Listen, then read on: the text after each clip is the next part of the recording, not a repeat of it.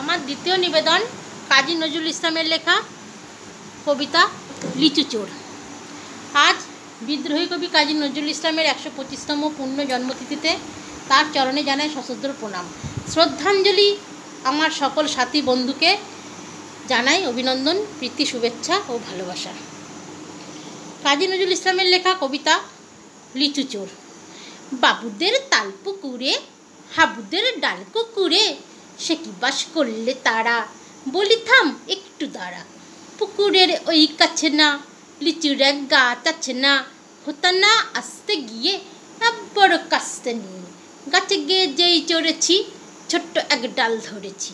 ও বাবা মরাত করে পড়েছি সরাত জোরে, পড়বি পর মালির ঘাড়েই, সে ছিল গাছের আড়ে। বেটা ভাই বড় নচ্ছাড়, ধুমাধুম গোটা দুচ্ছাড়, দিলে খুব কিলো ঘুষি, একদম জোরসে ঠুসি। আমিও বাগিয়ে থাপড়, দেহাওয়া চাপিয়ে কাপড়, লাফিয়ে ডিংনু দেয়াল, দেখি এক ভিতরে শিয়াল।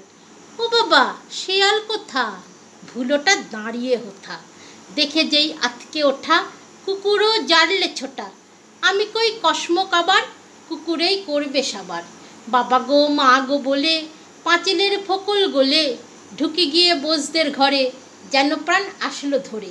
যাব ফের কানমুলি ভাই চুরিতে আর যদি যাই, তবে মোর নামেই মিছা, কুকুরের চামড়া খিঁচা।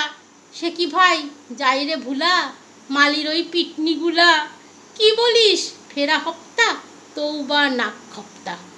ভালো লাগলে কমেন্টে জানাবেন। ধন্যবাদ সবাইকে।